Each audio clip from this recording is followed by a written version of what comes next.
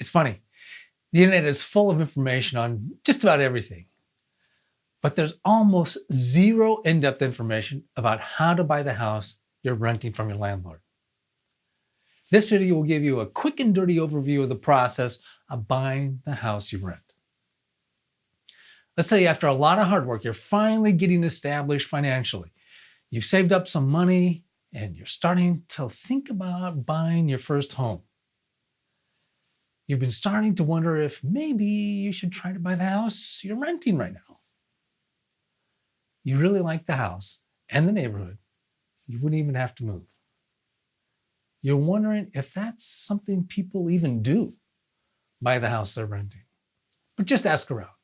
I bet you'll hear stories of people who bought the houses they were renting. I think it's a lot more common than people think. If you've never bought a home before, you may very well be stuck at that very beginning stage where you don't know even where to begin. Buying a home the normal way is crazy enough, but buying from your landlord is a different kind of crazy. And naturally, you're afraid of making mistakes and being taken advantage of by people who do know the whole crazy process a lot better than you do. But as you study and start to feel comfortable with the home buying process, it'll be a lot easier for you to take those first steps to trying to buy the house you're renting, or to buy any other house for that matter.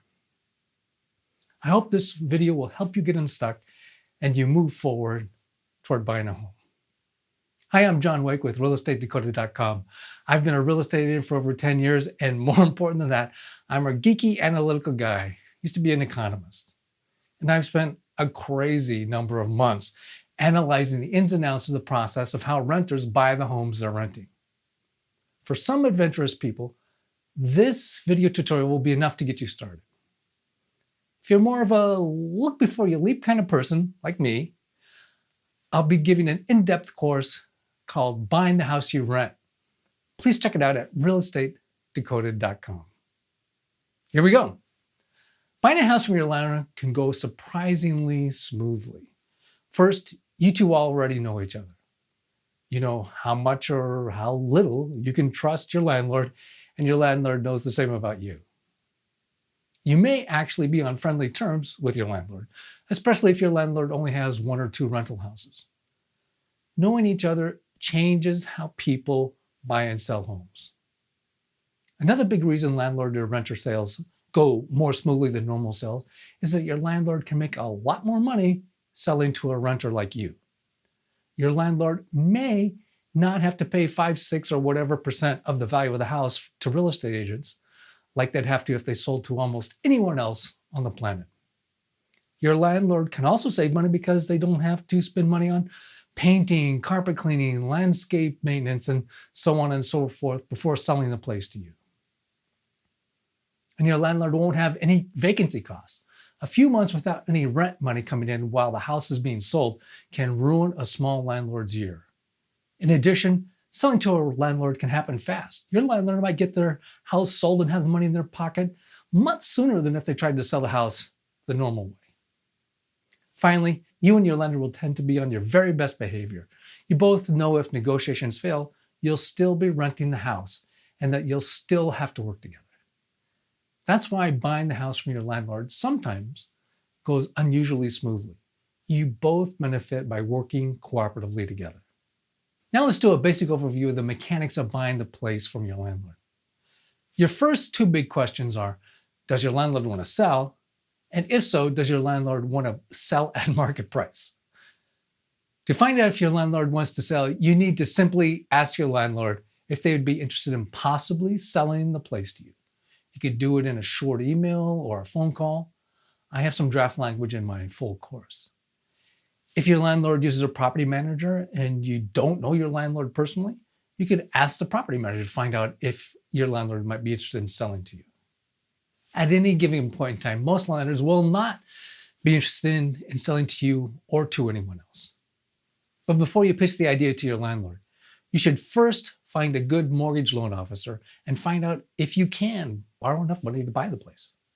You don't want to talk your landlord into selling the place to you and then have to back out later because you can't get a mortgage. The best case scenario is your landlord approaches you and asks you if you want to buy the place from them. then you're golden. You're over the biggest hurdle to buying from your landlord. The first thing you should do in that case is the same as before. Find a good mortgage loan officer and find out if you can borrow enough money to buy the place. Okay, let's assume that one way or another you know your landlord is willing to consider selling the place to you and that you can afford to buy the place. So the money part is taken care of, more or less. Now you have to work on the price part and the paperwork part. Now you need to find out the answer to the second big question. Does your landlord want to sell it at market price? A lot of home sellers are crazy people. My rule of thumb is that at least 20% of the homes you see listed for sale won't sell because they're so overpriced. Hopefully your landlord isn't part of the crazy 20%. If your landlord won't pay for your real estate agent, which is very common in this situation, I'd suggest you pitch the idea to your landlord of basing the sales price on an appraisal. Basing the price on an appraisal is very common when the buyer and the seller know each other. So pitch the idea to your landlord of picking an appraiser together, splitting the cost of the appraisal, and then deciding if you want to move forward with the sale after you see the appraised value. Also pitch the idea that your landlord will give you a credit at closing worth, say, 3% of the sales price. You'll use that money to help you pay your closing costs or to lower the sales price. After all, if your landlord isn't paying for a real estate agent for you, you'll have to pay for your own real estate agent or attorney, and your landlord may be saving a lot more than 3% by selling to you. Besides the price and your landlord's contribution to your cost, here are some other things you might want to discuss upfront with your landlord. You'll probably want everything currently in the property, like the refrigerator, washer, dryer, etc., to be included with the house. You absolutely want to have an inspection contingency in the contract. You want any written agreement to give you X number of days to inspect the property, and if you don't like what you find, you can cancel the property during those X days and get a full refund of your earnest money deposit. You may also want to ask your landlord to pay for a 1-year home warranty for you. And you probably want to mention, so there's no misunderstandings later on, that all your rental deposits will be returned to you in full when you take ownership. Do not sign anything yet. You're in the informal, feeling things out negotiation stage. If it gets to the point that you think you'll be able to eventually come to an agreement with your landlord, it's time to find a good real estate agent or attorney, if you don't already have one, and have them write up your offer. They'll take what you've already informally agreed to and use it as a basis to write up a full, detailed, multi-page official written offer for you to sign. Don't sign anything that hasn't been drafted by or reviewed by your real estate agent or attorney. Even if you've tentatively agreed on the major points, the written offers will have a lot of other stuff in it too. Expect a few written counteroffers to go back and forth before you come to a written agreement with your landlord. By the way, in this scenario, you'll have to pay your real estate attorney or agent out of your own pocket. If the deal falls through later on for any reason, you'll be out that money. So before you bring in your own real estate agent or attorney, make sure you feel there's a good chance you'll be able to come to an agreement with your landlord. If you come to an agreement in writing with your landlord, congratulations, you're under contract. Your attorney, agent, or you will take the signed written agreement and probably a check for your earnest money deposit to a title company or some other closing agent to open escrow. The process is a bit different in different regions of the US. We'll cover the northeastern and southeastern states in a bit, but for now, let's assume that you live in the Midwest or West. So the money part, the price part, and part of the paperwork part are now taken care of. As soon as you have a signed written contract with your landlord to buy the place, you need to call your loan officer and apply for that mortgage officially. They have weeks of work to do before they can give you the money you're borrowing. If your contract has a buyer inspection contingency clause in it, which it definitely should, you now need to schedule your home inspections as soon as possible after the contract is signed. Ask your attorney or agent for advice on the kinds of inspections you should have done. It can change from place to place. At the end of the general home inspection, have the inspector give you a tour of everything they found. Send the written home inspection report to your real estate attorney or agent and get their advice too. You'll have to pay for your home inspector out of your own pocket. If If the deal falls through later on for any reason, you'll be out that inspection money. But to be fair, that's the same thing in a normal sale too. If the home inspection finds a big problem and your inspection contingency clause period hasn't ended, you should be able to cancel the contract and get a full refund of your earnest money deposit. It depends on how your home buyer inspection clause was written in your contract. If the problem is big but not necessarily a deal killer, you can try and negotiate a price reduction, seller credit, or home repairs with your landlord. Before the sale can close, your closing agent will make sure everything you and your landlord promised to do in the written contract is done before they transfer the money and the ownership to you. For you, the hardest part is pulling all the money together, of course. If you live in an escrow state in the Midwest or West, your mortgage lender will wire all the money you're borrowing into the escrow account. You'll have to wire all the money to cover your down payment and closing costs into the escrow account. This amount is called cash to close.